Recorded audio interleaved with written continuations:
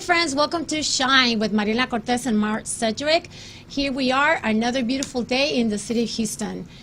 Let's get started with the quote of the day. Absolutely. Hello, everybody. Welcome back to the show once again. Mark here. So the quote of the day today comes inspired by, actually in class, in one of my college classes recently that I was in. It was an education class, and we were just talking about Martin Luther King, right? Everybody's heard of Martin Luther King and the impact that he's had on the world with race and religion, all that good stuff. So I got inspired by this quote, and it relates to the topic because today we're talking about judgment and unfairly judging others and all that good stuff. So the quote goes like this: "I have a dream that my 4 little children will one day live in a nation where they will not be judged by the color of their skin, but by the content of their character."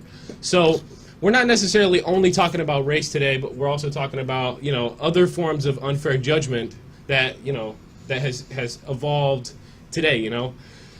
Today we have our guest Diego. Welcome to the show. Thank you. I guess we'll go ahead and jump right into it. So, I guess I met you playing wheelchair rugby. That's right. That was where me and you met, and initially, just straight off the bat, seeing you out there playing passionately, playing like with a big smile on your face, I'm like, wow, this dude's like really cool. It's just really cool to see that. So yeah, tell us a little bit how you got started in wheelchair rugby. What inspired you to play?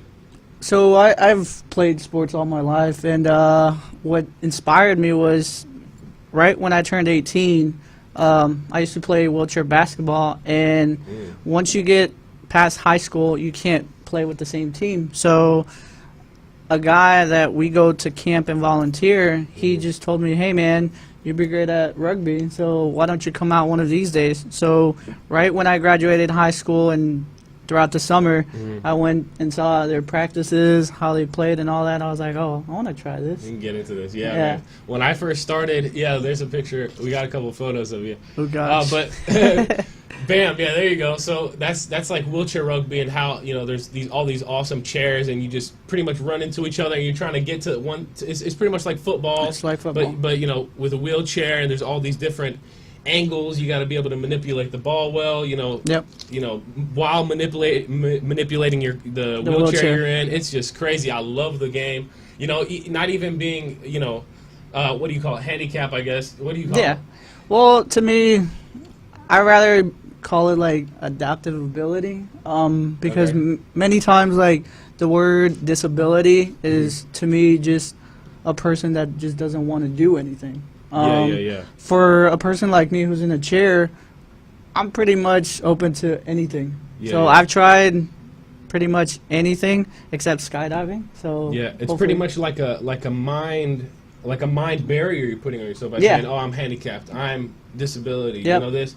I see what you mean. I like that. So maybe looking at the bright side of things rather than looking at, "Oh, I have a disability." Yeah. Yeah. Like, I feel like from experiences, the people that I've surrounded myself with have also helped me kind of just have that positive mindset, like of like, hey, when you're down, everybody has bad days and good days. But on the bad days, you try to be more down or try to bring yourself down. But with the people that you surround yourself with, I mean, that just goes out the window, and you're like, nah. That's a huge, big concept, right, Mom? We've talked about that on the show a few times, surrounding yourself with the right people, the right friends, right? Yes, that's right. And I want to mention that, thank you, Diego, for joining us today. You're from Colombia, and we actually were so lucky and blessed that we met you through Alexis, who was volunteering at the wheelchair rugby. Is that through the University of Houston, or is that through the hospital, Memorial Hospital? No, so our team is based on kind of like Tier Memorial. What Alexis was doing, she was volunteering because her class, like the professor knows us, and like we kind of wanted to start an organization for adaptive people around Houston, because like it's U of H, so you want to have that kind of I loved it. I had so much fun when Alexis invited me. She's like, come on, Mom, you got to come check it out. Well, she didn't know I was going to actually get on a wheelchair with you guys and play. That was I awesome. played the first time. It was, look at that picture. That's great. Yes, and I got to meet a lot of the team members and just energized. I loved your energy, though. I was like, who's that guy? And she's like, oh, that's Diego. I said, I love his energy, your enthusiasm, with the sport. Look at you. You're just always cheering everybody up. You are really get into the game. And I loved, and for the first time, I kind of sat back and I was like, how important it is for us not to judge people and assume they can or cannot do things. And then last year, me having the cancer, when people were like, oh, pobrecita, tiene cáncer, no, don't invite her to do this, don't invite her to do that. Because you can't. They'll say you can't. Yeah, they were like, Wait, assuming I couldn't do things, and still till this day, people assume, oh, she had cancer last year. No, she can't do this, she can't do that. And I just did a mud run. Yeah. And people were like, you just did a mud run? I bet you were just walking it, right? I go, no, I was like on the mud and posted the photos. So, again, it teaches me a huge lesson not to be so judgmental and assume things before you actually get to know the person and also get to know the situation. Right. So I love that. And I feel like also it falls just in general because whether you're going on an interview or you're meeting the person the first time, the perception, like when you see that person without talking, it's either good or bad. And then when you talk to that person, it's like, oh no, whoa, like my mindset is totally different. So and I really even tell my students, because a lot of times you get a new student in the class and they're like, oh, it looks like this person is mean, or this person. I'm like, wait. We haven't even given this person a chance to speak or say anything. So let's first greet them. And I start with a hello and a conversation, and we have to start teaching our kids at a very early age to, number one, be more compassionate and more kind. And I use the word gracefully, be more graceful, because that is like a way of showing with a little bit more delicate, in a more delicate form, that you are glowing it by showing your good behavior. Right. So I actually Go ahead, you first. I actually like the mindset of a kid, because they're going to say whatever they think, right? So the way you approach them, when kids come up to me and they say, oh my gosh, you don't have any legs, I'm like, yeah, but I can do anything. And they forget about me being in the chair, and they're like, oh no, can I ride your chair now? Like, you've had too much fun. So, and that's how you kind of interact with not only kids but also adults, Yeah, I love it. I love the energy that I felt going to watch the rugby wheelchair. Unfortunately, I couldn't continue to go because then I had that horrible word come into my life. But Alexis still goes. Mark still goes when he can. Yeah, I haven't been in a while, but man, I got to get back. I love that game. Like, it's weird. I got addicted to the game, just trying it out, and it's just. It's not only it's you can let out your aggression and your energy, and it's draining, but like at the same time it requires a lot of skill, and I love that about the game. It requires a lot of finesse, a lot of passing, a lot of drip. It's just awesome. I love the game. That's what we all always say to new people that come in. Like, hey, if you're having a bad day, when you come here, you just let all that anger out, and then once you leave, you're like, oh, I feel better. Yeah, and it's just everybody becomes a family. It just everybody becomes part of the group, and you forget about anything. You forget that, okay, who has what, who's this, it's like everybody just becomes one happy family. Of course, you guys are very competitive, though. I see that. It's like, woo. Especially when it's getting closer to the points, I notice your energy levels are like going up. They rise. It's like anybody else. They actually get offended. I've noticed you guys get offended if like people with arms or legs or without disabilities, whatever. If you hold back, the people with the disabilities get offended. It's like, yo, don't hold back on me. I'm coming at you just as hard as you're coming at me, right? Yeah, exactly. So what do you got to say about that? Do you agree? Like, do you think, like, oh, don't hold back on me? What do you think? Yeah, because they think we're all fragile. So, and like I was saying in earlier, like, the disability part is, oh, we can't really do anything. We can't go out or anything. So it's like, no, our world is the same, except we're sitting and then people are walking. Like, pretty much. Yeah. Well, let's continue this conversation because we have to take a short break. We'll be right back.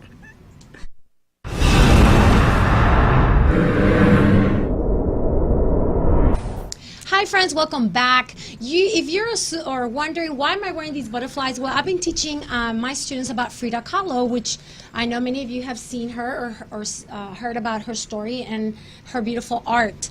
The reason I brought the topic about Frida Kahlo is because she also had a horrible accident and was being judged. After her accident, she couldn't walk. She had to she broke her whole spine and damaged part of her legs. And they just assumed that she would never be able to walk.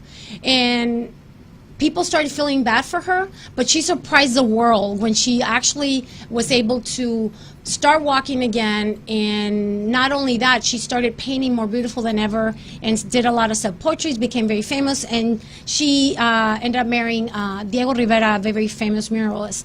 But I wanted to talk about her because a lot of people just assume because she was hurt that she was never going to be able to walk and she would probably never be able to paint. And it was the opposite. And we are having today the show on Shine to encourage people to be more graceful, more kind with their words. Don't assume things. One of the 4 agreements says, do not assume things, Get to know people, get to know the situation, and don't make your own judgments before you actually get to study the situation and get to know people. So here we are celebrating live with our friend Diego Barragan, who graduated from University of Houston, has done amazing things. We met him through the wheelchair rugby because Alexis introduced us to that world. Which Alexis is my sister and my mom's daughter, by the way, because we keep saying Alexis like they know who Alexis is. But yeah, it's my sister and her daughter. So yeah. I think the big picture here that we need to realize is don't let the disabilities, the race, the problems, the haters, don't let them hold you back. You got to believe in yourself and just don't put those mental barriers in your mind. Saying, I have a problem. I can't do that because I have this. No, you got to believe in yourself and think, why not? Why can't I do this? Why not? Why not? Don't let this thing hold you back, right? Yeah, I agree. Yes. And what we want to ask you, Diego, you are every day doing all these amazing things. You work for the city as well. Yes, ma'am. What department? For Houston Public Works. Houston Public Works. So there's no excuse, and you live life full, 100%. And you just got engaged in December of 2018. Congratulations. Thank you. You're living just a normal life, and a lot of people, again, I don't like it when people just assume things when we go through certain health issues or health problems, and people just assume that we can or cannot certain things anymore. Right. What advice would you give, especially to the young kids, if they are maybe right now in a challenging situation, maybe they're encountering a time in their lives where they can't be like they used to be because of an injury or because of an accident, or maybe they have a disability as well, or they have a disability. What would you say to encourage them? I would probably say that just keep a positive mind. You go, like I said, with bad crowds, good crowds, and you just try to pick your path, your own path. I'm not a person that follows. I try to want to lead. And I think I portray that with my spirit and how I talk with people. Yeah. So just keep being positive and always... You're going to go through bad times, for sure. Absolutely. But in those times, you have to look at yourself and just say, hey, who am I? You know, so... Yeah, and look, there you are on the horse. How did you like that? Do you do it often? Well, that's the camp that I volunteer. I used to be a camper myself, but it's because I went through that and new kids come in and all that. That's why I want to portray. I want to say, hey, you can do it. There's no just. Yeah, no so excuses. I want to share a little story. That I told you that I wanted to share. I haven't told you exactly what it was, but so after a game, one of the games that we played, we were against each other. But at the end of the game, we came over, we shook hands. We said good job, right, to each other, and you said. Good job, muscles, or something like that. And man, that put a smile on my face. I was like, wow. I was like, nobody's ever called me muscles, or ever complimented me like that. Like it doesn't happen often, definitely not to me, or in my life, because like I said, I've been bullied a little bit throughout my life in my childhood for being small, for being skinny, for being weaker than everybody, because I was a smaller guy. I was a smaller little kid, always smaller than everybody because I was the younger guy in my class. I was like literally the second youngest kid in my class, if not the youngest, throughout my whole life. So I always had that and in my mind that I'm small and this and that. But my confidence has risen, but nobody has complimented me like that. So I just want to say thank you for that. And like your compliment like boosted me up a little bit. It's like, wow, somebody noticed I have a little bit of muscles now. It's pretty cool. So just a little voice. Somebody telling you it's not a it's not something huge that you did for me. But you told me that I had a little muscle. I'm like, cool, man, thanks, man, appreciate it. Make you feel special. Yeah, made me feel special. It's cool. Yeah, and I think that connects back to choosing your words wisely. A lot of times we need to be more encouraging to others, and that's how we end up being kinder, and we can highlight the good in others by choosing the right words. And you never know, like you didn't even think that was gonna help Mark feel good and get motivated. Man, I'm getting muscles now. Yes, somebody noticed progress in me. That's really cool, Yeah. So yeah, that's a big thing. Just complimenting and believing in other people. Yeah. I mean, you didn't even know I didn't really necessarily totally have all the confidence. That was a boost for me. Yeah. Well. So don't be afraid to compliment people. Not only right. bringing yourself up and believing in yourself, but also believe in other people. Right? Yeah, and that's the thing, that the people that I've met, some of them have been quiet, some of them are outspoken.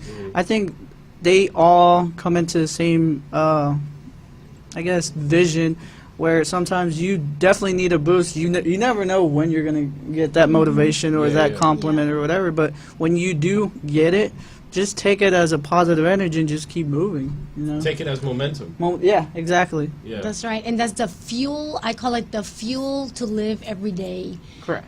Those little words, those little details that motivate us and keep us going. It's really the fuel for life. Definitely. And with Shine, what we want to do is we want to encourage everybody to be more graceful, more kind, more compassionate, and continue to shine and grow in everything you do, because we need more good in the planet. We'll be right back. We'll take a short break. Alrighty, welcome back to the show. Mark here. So, as we were talking about, insecurities and judgment, the thought of a bully comes to my mind. There are people, somebody bringing you down, a hater, right? Somebody that's trying to put you down to make them feel a little bit higher themselves, right? They're insecure. You're insecure because, or maybe they see something in you that they think you're insecure about, when in reality maybe you're not, which is the best defense against a bully. Because if their words don't affect you, then they're going to have no power over you. So, but as I was saying, having a bully in your life is one thing, an outside person, an external bully. But don't be a bully to yourself. Don't judge yourself just because you made a mistake. We all have, make mistakes in life. We all have problems. We all have disabilities. We all have a little bit of depression. We all have a little bit of anger. We just can't put ourselves down for that just because you had a bad day, bad week, bad year. Don't let that dictate the rest of your life. Get some positive momentum. Right? Don't let the judgment of others, or especially the judgment of yourself, put you down. Let's go up. So what do you guys have to add on to that? I feel like with me, the biggest motivation and boost up was my parents and my sister. They didn't see that I was in the chair. So, and some kids don't have parents or siblings or whatever, but try to find that one person or that one group where it gives you that motivation to just keep going. Like you said, it gives you like a spark. A spark. Yeah, that's really good. So, Ma, what do you have to add on to that? I think when people feel uncomfortable with their own selves is when they start to bully. Or, I think if people felt more secure, had more security on themselves, and felt strong in their mind and their soul and their spirit, I think they wouldn't bully others. So I think a lot of people who bully is because they lack it. They lack that. They lack the confidence. Their confidence.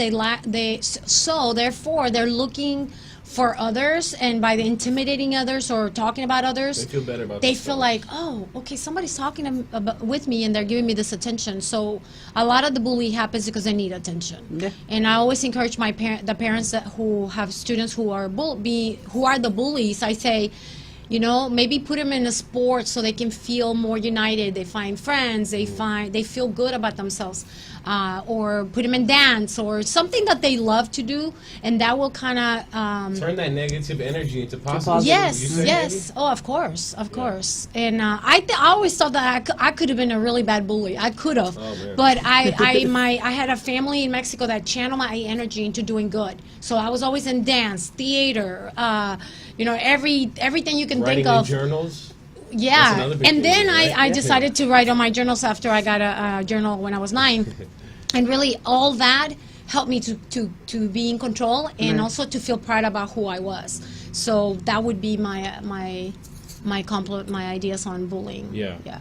And yeah, another big concept of not judging the book by its cover that we kind of touched on earlier. You know, I think that's a big thing. Let's not judge just because he has a handicap, a disability. We can't judge him for that. We can't judge, No. like Martin Luther King said, we can't judge them because they're black, because they're Mexican, because they're white. Yeah. Come on, man. I get judged a lot. I get judged a lot because I'm so creative and I have so much energy. And people are like, okay, you have so much energy, like, you know, I had a teacher one time tell me, you make me look bad because we were partners. And I was the one putting up all the stuff. And she would be like, can you like slow down? And I feel so offended because I can't help it. It's something I can't control. My energy level and the ideas, they just pop out and I just can't control it. If I controlled it, I would have to literally smash my brain and force myself to stop. And I think I would just go into depression or something, you know? So I get criticized for that. And sometimes I am careful. I am very careful. But I don't let others tell me and smash the creativity part. Yeah, you put know? you down, because that's how it's supposed to be. We're not supposed to, you know, hold ourselves back. You know, maybe from the bad things. You know, if you have bad thoughts in your head, oh, okay, it's anger, right? Yeah. Hold the anger back, you know, but don't hold out the good things, the creativity, you know, all that good stuff. Don't hold Yeah. that back, because that will in the end bring you up, right? So Yes, and unfortunately, it's time to say goodbye. Did you want to say one last thing, Mark, before we go? And Diego? Go ahead. You- Okay, well, I mean, I don't know. I guess the big message is, like we said, just don't allow, you know, your disabilities and your race to, or whatever problem you have in life, to put you down. You know, let's bring each other up. Let's try to build some positive momentum, right? Yeah, like just find that group, family, whatever, and bring you up. Like Yeah, that. and I'm happy we got to do this today. Hopefully, Yeah. we inspired some people. You know. Yes, and now you're part of the family. Thank you. You were already part of Alexa's family, but now you're part of all of our families. Well, I Part of the appreciate Shine it. Part family. of the Shine family, Now yes. let's shine together, you know, and That's hopefully one of you guys out there has been inspired by this show. You know, hopefully your story has, you know, helped somebody else to not let themselves, you know, put themselves down or be put down by somebody else. Right, right. Yes, that's right. So as we say here, grow and glow so you can be a light in this world. To never stop learning, because that's what makes us better people, better human beings. So until next time, join us again next week. We'll see you then. Shine bright. Adios, everybody. Thank you. Yes.